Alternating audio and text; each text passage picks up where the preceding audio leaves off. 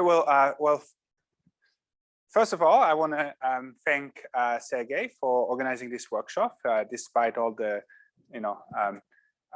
technical difficulties. So thank you very much. I mean, it's been really a delight today to listen to all the talks, and it's really a delight to be able to participate as well. So thank you, Sergey. Thank you for making this happening.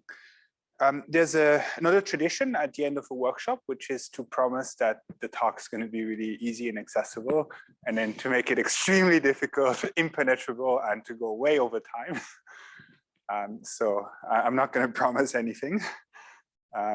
And then lastly, well, thank you for spending the beginning of your Friday evening with me. So really appreciated it, especially if you're in Europe where it's 1 hour later. All right. So I'm a geometer. I do enumerative geometry and mirror symmetry. So today my talk, I am explaining how tropical geometry shows up in my work. So since I don't know exactly all the background of people, I try to start from a very kind of broad place. So consequently, my first definition is projective space, which is the space of lines in C3. And what will matter to us is that it admits a stratification, which means that we can write CP2 as the union of some like interior good part, which is C star squared, and then we add X, Y, and Z axes. Yeah. So you can think about, of course, this is, well, this here without these points, that's, C2, and then we add a line at infinity. Now, inside CP2, we may look at solutions to homogeneous polynomial equations. So we may look at algebraic sets in it. So a polynomial is homogeneous. So a polynomial in 3 variables is homogeneous if, well, each of its degrees sums up to D, where D is the degree of homogeneity. And then if we're looking at, well, Z of F, if we're looking at the solution set of such an equation inside CP2, that's going to give us an algebraic curve. Of course, you might have to worry, what if F is reducible, etc. But it's too late to worry about technical details. And this is well defined because we really needed this homogeneous condition. So if we multiply the solution set by a scalar, we're still part of the solution. So it's well defined on lines of C3. Okay. Any questions so far? Very good. So 2 examples. So X minus Y plus Z is a line. X squared plus Y squared minus Z squared is a conic, and you can see it here. So the first one is a line, X equals Y minus 1.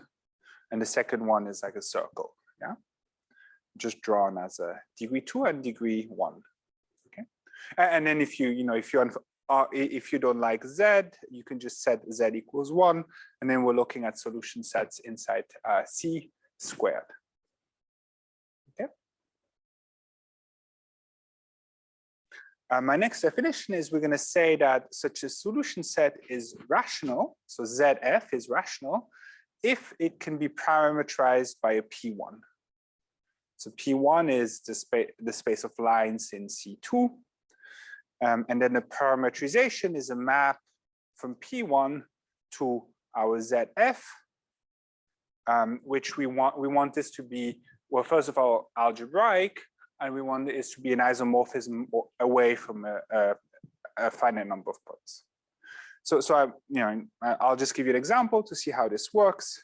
So let's say we're looking at the equation X squared plus Y squared minus Z squared. So we can parameterize it by sending S comma T to S squared minus T squared to ST S squared plus t squared. So you can check that the image satisfies this equation, namely if you take this to the square plus this to the square plus this to the square, sorry, minus this to the square. So what you get here, you don't need to multiply it out. You can see that, well, these two things, they will add up to 4s squared t squared, which will be canceled by this. Okay. And this also has an inverse, which is given by, well, of course, yeah, you take x, y, z, which is an element here, and you send it to x plus y, y, which is, you know, which is, so if you sum, so x plus y, sorry, now so if you,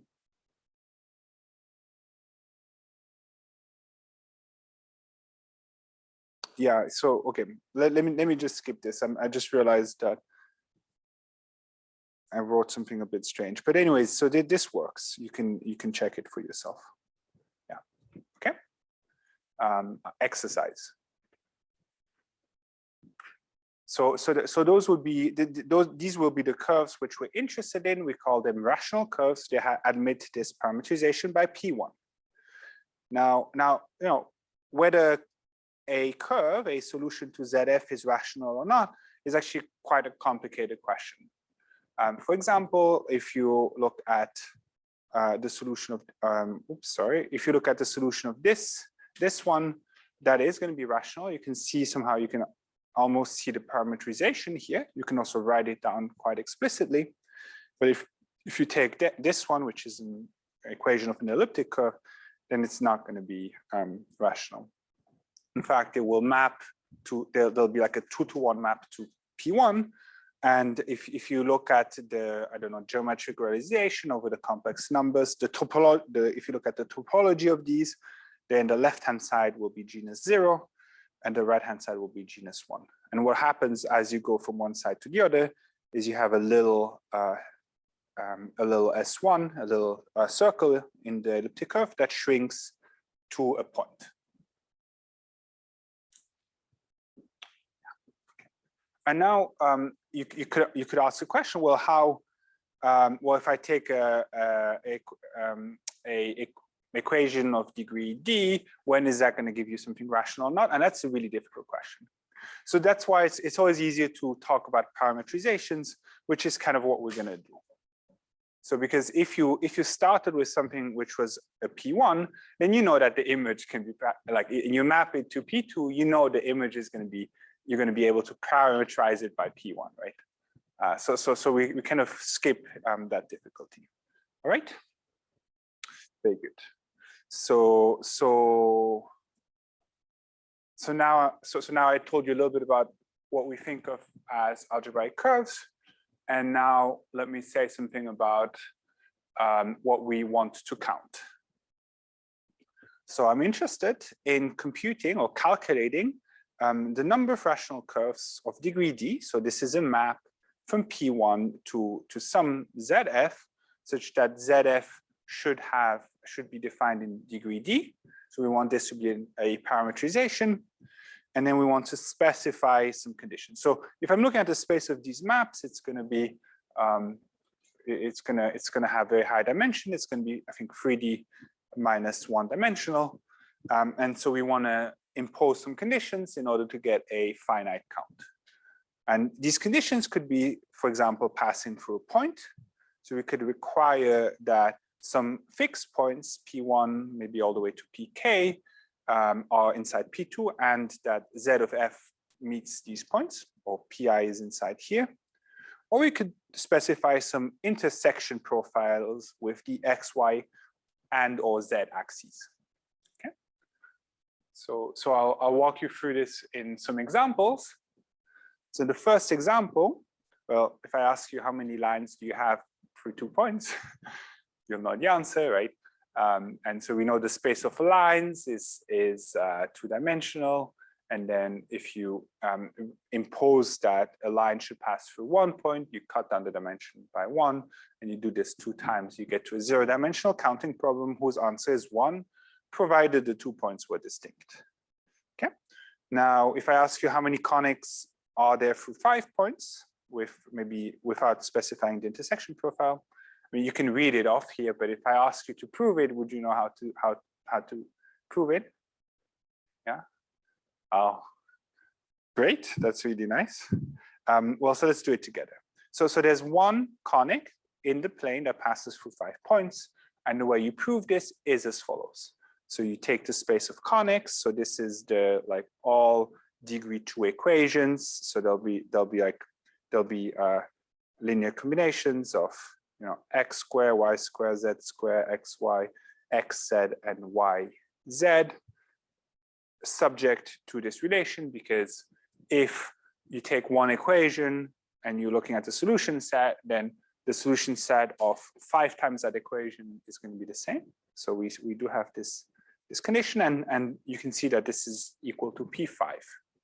Yeah, we have 1, 2, 3, 4, 5, 6 variable up to the scaling relations, so we get P5, the number of lines through C6.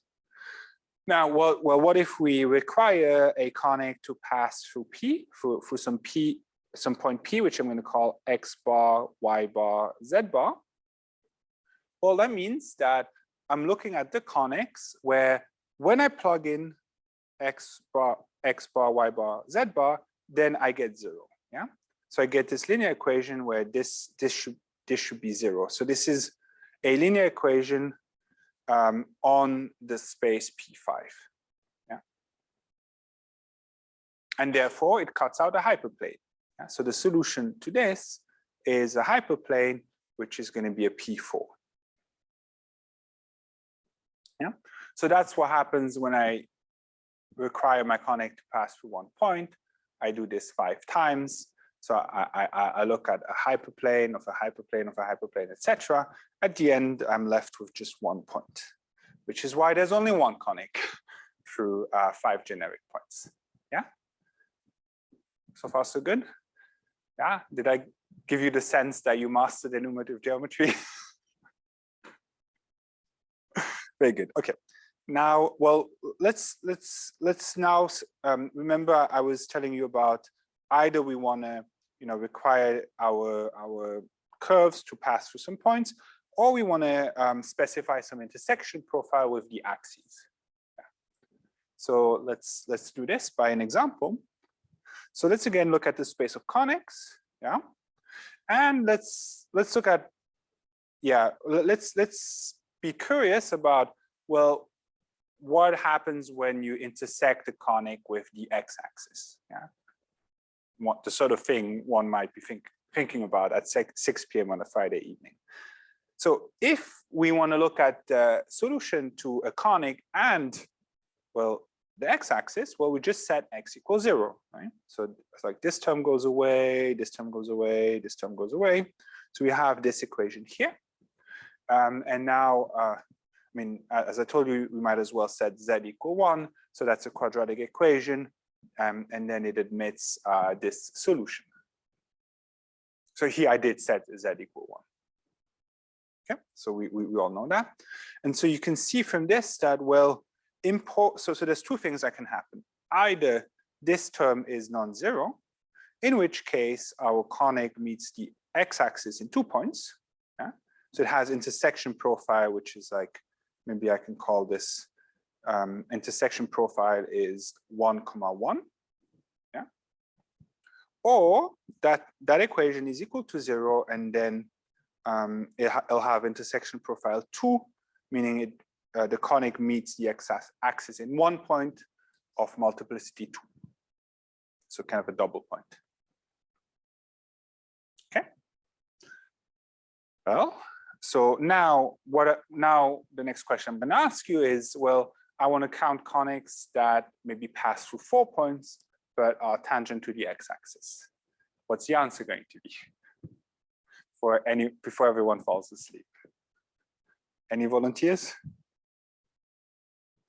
Yeah, so let's look at the problem. Yeah, so we start with the space of all conics, and then we impose that our conics should pass through like a point, that gives us some linear conditions, and we have 4 linear conditions. So we want to pass through 4 points, 1, 2, 3, 4. So after 4 linear conditions, we're left with a P1. And then the last equation we have is this equation, right? So we want to impose this equation on our space of conics, and that's a degree 2 equation. Yeah? So we're solving a degree 2 equation on P1. The solution will be 2 points. So the answer is 2. Okay. So, well, what if we now also want to impose that it meets the y-axis in only 1 point? Yeah. So maybe we want it that it meets both the x and y axes in 1 point, and then passes through 3 extra points. So we do exactly the same arguments. We start with P5, we intersect with 3 hyperplanes, and we intersect with like 2 degree 2 hypersurfaces. Using Bezout, we know that the answer is 4. Okay. So yeah, any questions?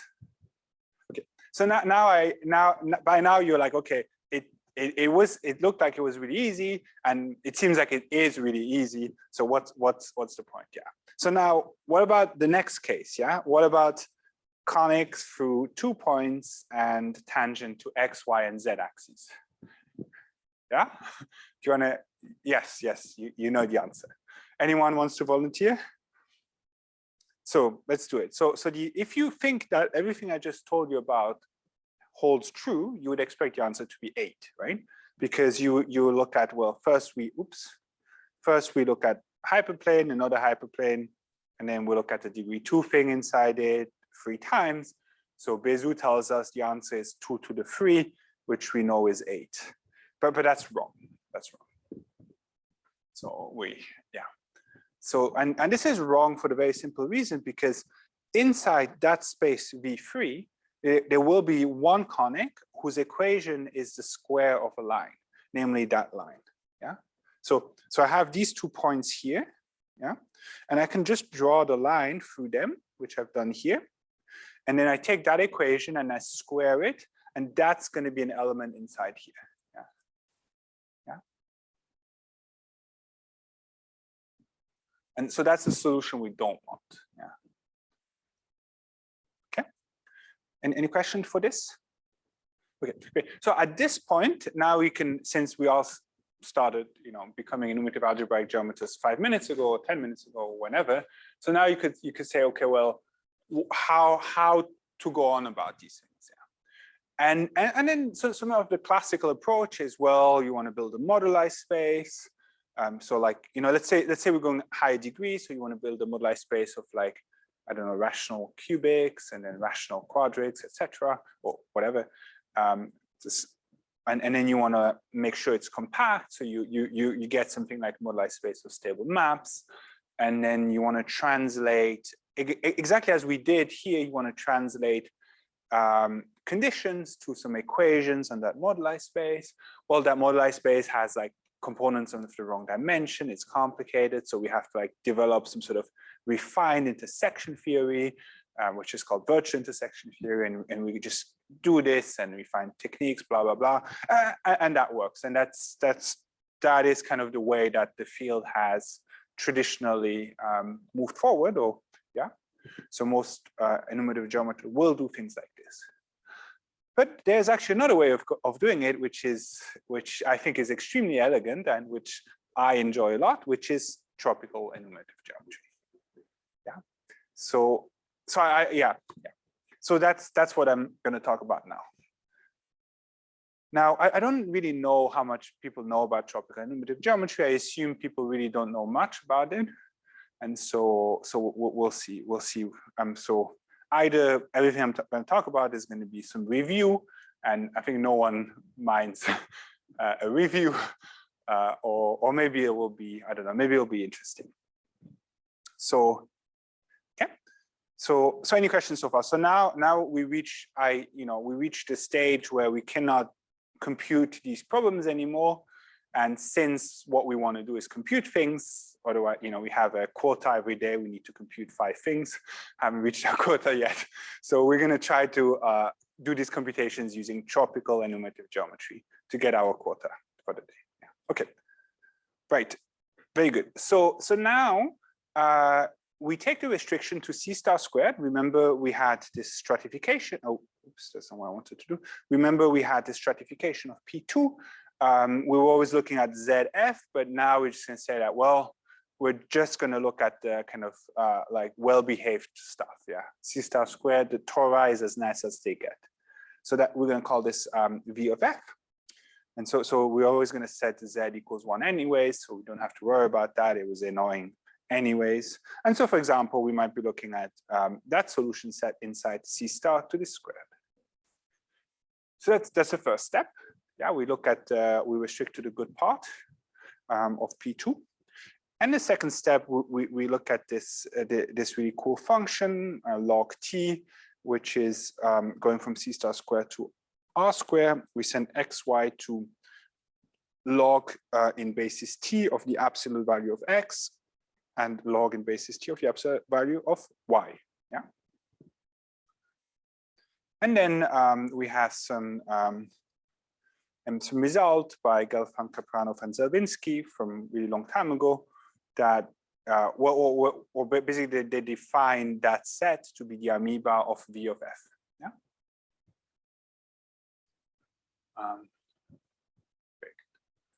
So now is the first time I'm going to sin, which is in preparation of this, I wanted to draw some amoebas.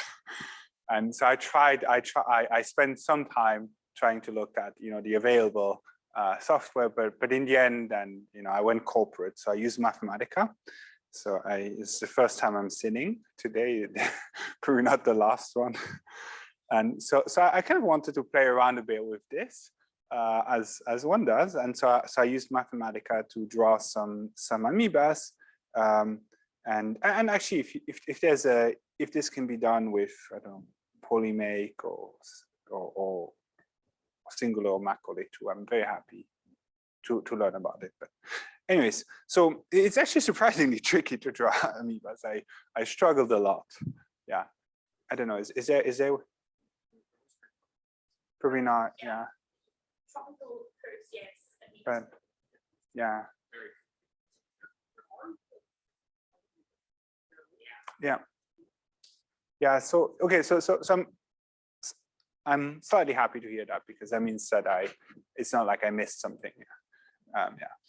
Yeah. So, but exactly. So as you said, as soon as you want to, I don't know. Anyways, I went corporate, and it was fun. But yeah. Anyways, so I'm looking at. So we're looking at the equation x minus y plus 1, and then we'll take log t of that and look at its image inside R squared.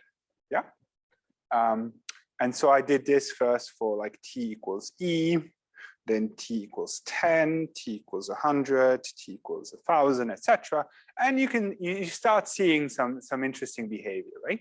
Like you start seeing that like some sort of limiting behavior, and it makes some sense if you think about it, because like what does this function does? What does this function do? Well, it's kind of like smashing everything to the center, yeah, in some sense. So if you think a little bit about it, it's not so surprising.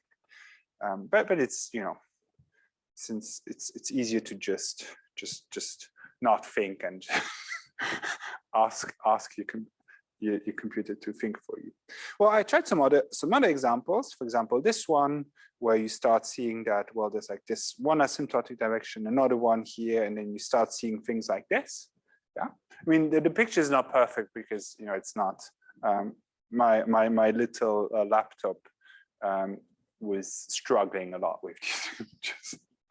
So, I had, yeah. Actually, memory was a problem. Yeah. Then another one I looked at, which is this one. So if you check this one, you'll find that if you intersect with the x-axis, it only intersects it in one point. It only intersects the y-axis in one point, and it only intersects the z-axis in one point. Yeah, so that's kind of where we're heading to, right? We're looking at, we want to know conics, which intersect each of the axes in only one point. So in fact, when I played around with this, I could find 4 different ones. Yeah, so by hand, I was very proud.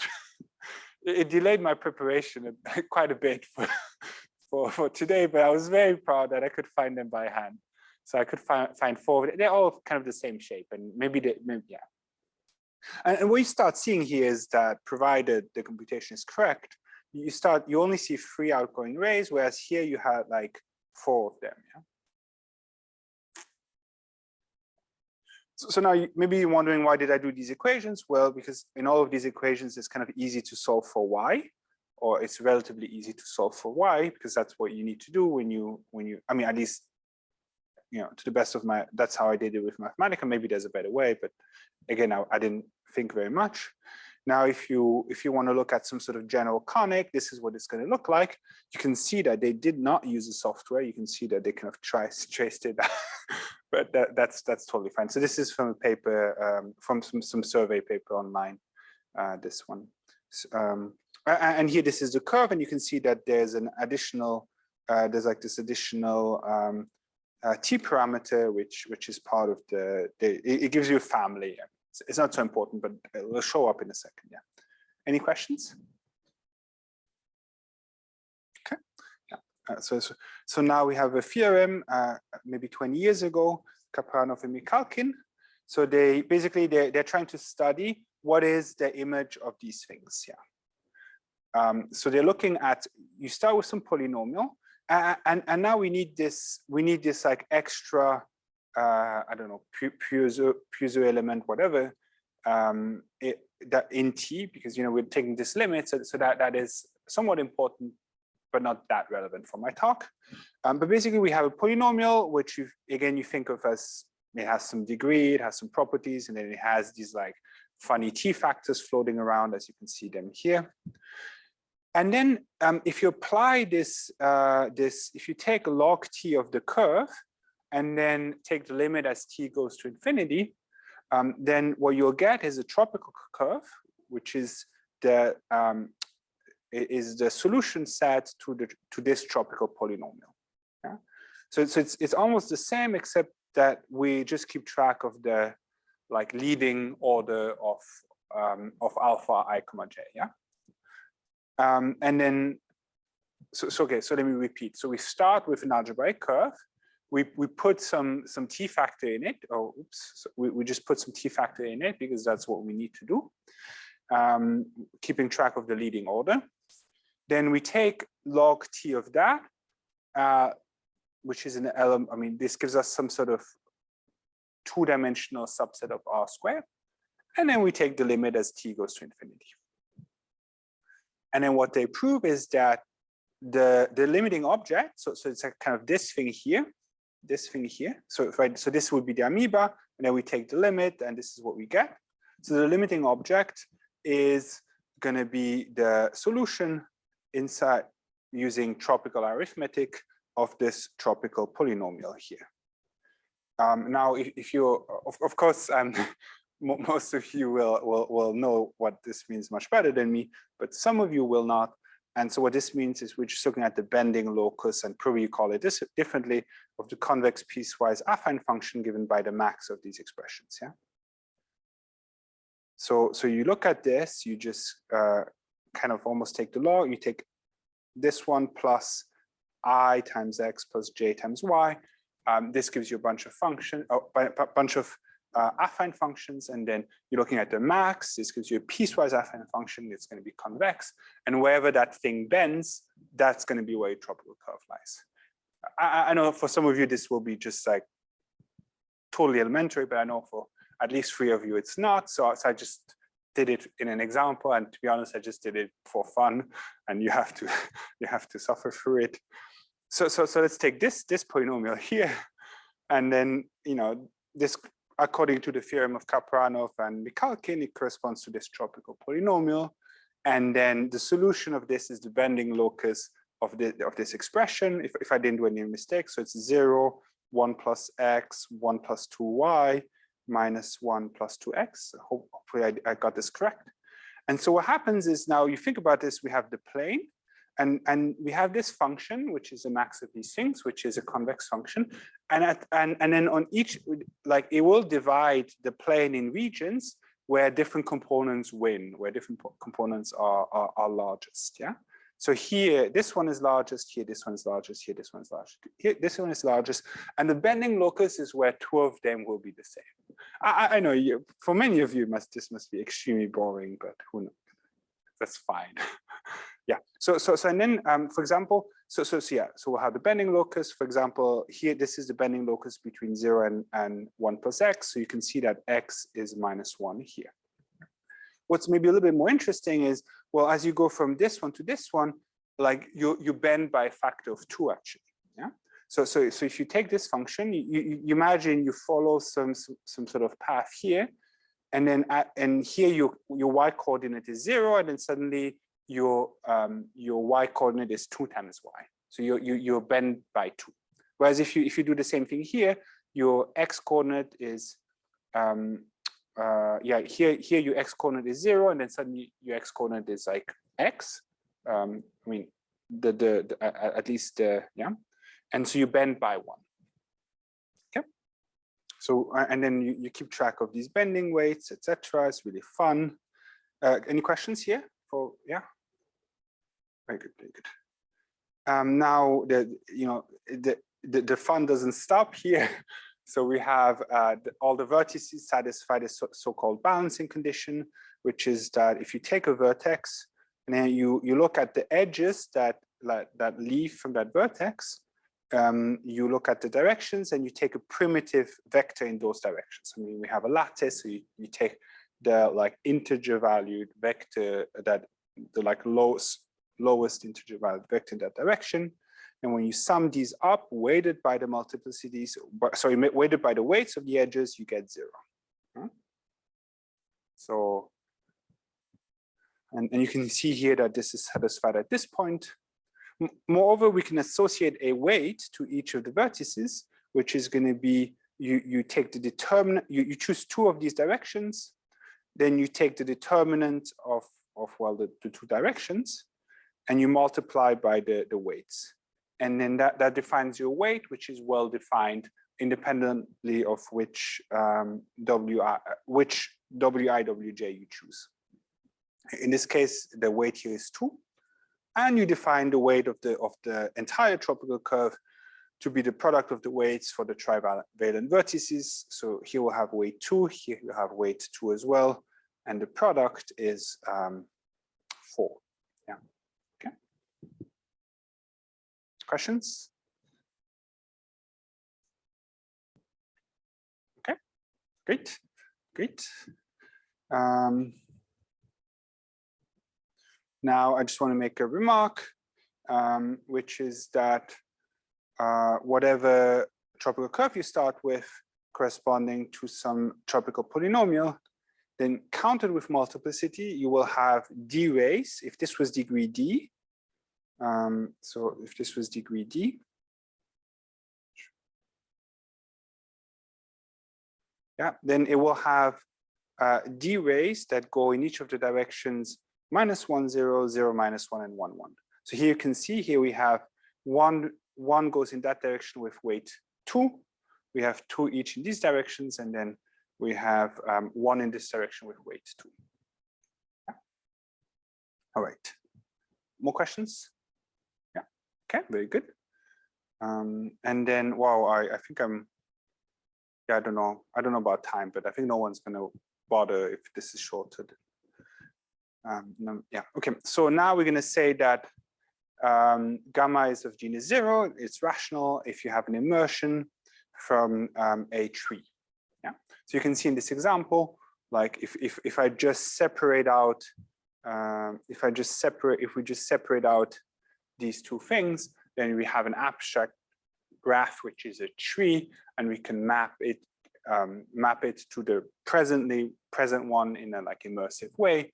And so we'll say that this is rational. I mean, it's kind of Euler or Betti numbers 0. Okay, very good. Now, well, at the end of the day, we want to know something about intersection profile.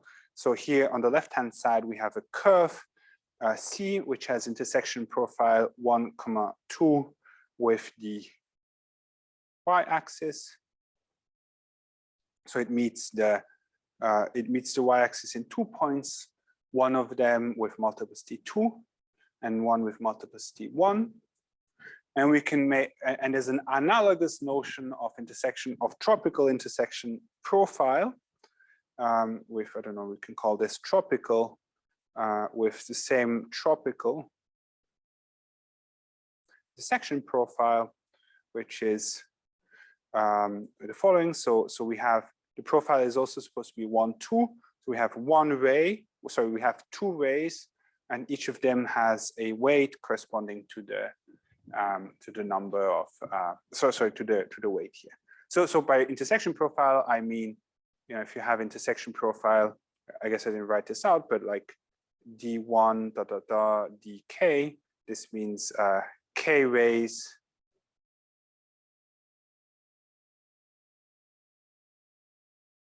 with weights d1 dk respectively. Okay, so that's kind of what happens at infinity, and then there's like some, well, at least what happens in like the infinite y direction, and there's like a bunch of like stuff that happens in the middle, which has to do with balancing and everything. But that's kind of, yeah. All right. So what I just said is that, well, we have some sort of asymptotic behavior is determined by the intersection profile. That's all I said. Any questions? Yeah. Very good. And then we have this celebrated theorem by Michalkin and Nishinu-Siebert. So I think Michalkin is in any genus but for surfaces, and Nishinu-Siebert is only genus 0 but in all dimensions, and for all like toric varieties in all dimensions. And then, so this is really a relationship between curve counts, classical curve counts. So we have a sort of classical curve count, and then we have a tropical curve count on the other side. Yeah. So for the classical curve counts, we'll be interested in counting rational degree D curves, so maps from P1 to P2 such that the image is of degree D. Yeah. And we'll require them to pass through a number of points, which we fix, and they should be generic. And then we will prescribe their intersection profile with the X, Y, and Z axes. Yeah. So that, you know, that enumerative problem may be of dimension positive, 0, or negative. So we want this to be a problem of dimension 0, so that it has a solution. So there's a little word here, which is ver, which is that as we kind of started talking about in the beginning, the way you do this classically, you build a moduli space. That moduli space has different components. I mean, you have to compactify it. That's very important, but because of that, you have different components of different dimensions. And then when you intersect things on it, it's very hard to make sense of this. So you should, on each component, find a class which is of the right dimension, blah, blah, blah. So it is a complicated thing. That's why there's this word virtual here, but we can totally ignore that because we have tropical geometry that helps us. On the other side, we have this tropical curve count, where we are now really just counting tropical curve with their associated weights. So we're looking at the count of tropical curves. They should be rational, and they should be of degree D. And then we impose the same conditions as we did on the left side. So if our original thing was passing through K generic points in P2, then our tropical curve should also pass through K generic points in R2. And then the intersection profile with the X, Y, and Z axes also gets translated in exactly the same intersection profile. Okay. And so that's the theorem of Michalkin and Nishinu-Siebert. And now going back to our original problem, if we're looking at the number of conics in the plane, which are tangent to the X, Y, and Z axes and passing through 2 points, right? So we're looking at conics. We want them to be tangent to these things here and passing through 2 points. So this translates into a tropical curve count problem where, first of all, well, we have the degree is 2. So we should have, okay, let me say that again. So we should have tangency 2 with each of the axes. So this means we have one ray in each of the directions with weight 2. Yeah. So here we have this intersection profile is 2, 2, 2, and so should also here be 2, 2, 2. So we have, well, or maybe I should say, depends. Okay, 2 and 2. The way I introduced it, it's so 2, 2 for each axis. For each axis. Okay. So we have one ray in each of the directions of weight 2, and then, well, and then we have to pass through 2 points. Yeah. And it should be of genus 0. But what you find immediately is that, well, there's only one type of tropical curves that satisfies this. It's this one. Yeah. It only has it has. I mean, it's just, yeah. That's the only one. It has, yeah. I mean, there's no other way you can make a tropical curve out of this. You can try, but it will take you a long time to find one, and you won't find. And then that moves in a 2-dimensional space because you can just move it up and down and left and right. And so when you require it to pass through 2 points, then, well, like here and here, this will cut down the dimension to become a dimension 0 problem, and you'll find that there's exactly one of those. Yeah, so there's only one gamma, and it has one vertex where we have a weight, can compute the weight. We take this one, so the determinant of these times the weights, so we get equal, that the weight is 4. So therefore, the number of conics that we're interested in is equal to 4. Yeah, any questions? Very good. Anyways, so yeah, when I was so now we actually use this type, the computation I just described to you. We do the same computation but in all dimensions and with like a slightly more complicated thing. And so we do the same in this joint work with Busso and Brini. We do exactly the same computation, but for any toric variety. Yeah. And then for any, like, so we always impose like this intersection profile, we always impose the same, but then we may have different sort of like passing for a certain number of points or some things called a psi condition. So there's just like a whole like set of invariants, and we can all compute them very, very beautifully, very easily using tropical geometry. And then tropical enumerative geometry. And we were interested in this because we use this to prove a conjecture for all toric varieties. And so now I don't want to go too much into detail what this conjecture is, because it's a conjecture in enumerative geometry, which is maybe not what you want to learn about at 6:25 on a Friday evening. And so this is just a duality, an enumerative duality between the toric, the log Calabi-Yau variety given by a toric variety and its toric divisor, and the like Calabi-Yau, local Calabi-Yau variety, which is given by the total space of O minus the sum of the O minus di's over X. And so what we prove is that, well, this log local principle or log local correspondence holds for toric varieties. And then, yeah, and the method of proof is basically what I explained to you, just times, I mean, for any toric variety in any dimension. But you can see that it's not that complicated, right? So what's harder is actually the local Calabi-Yau side. Okay, so I wanna end with another sinful behavior, which is I used Sage, in fact, a Sage package done by Tim Griffnitz, to draw some tropical curves inside. So this is in a non-toric case, and so we have P2. We choose an elliptic curve inside P2. So this is an elliptic curve. So we're looking and we're counting. So we have P2. We have this elliptic curve inside it, and we're counting rational curves that meet the elliptic curve in only one point. And so this is a non-toric setup, yeah, because it's, I mean, the complement is not C star squared, and yet you can make sense of tropical curves in it and you can compute them and you can work with them. And that gives you these beautiful diagrams. Here you can see, so this is the tropical manifold associated to this geometry. You can see all the tropical curves up to degree 2, all the tropical curves up to degree 3. And yeah, and and that's exactly, again, a setup where we make progress in studying that enumerative problem by translating it into a tropical problem first. So yeah, so I think that's where I want to end. Thank you very much.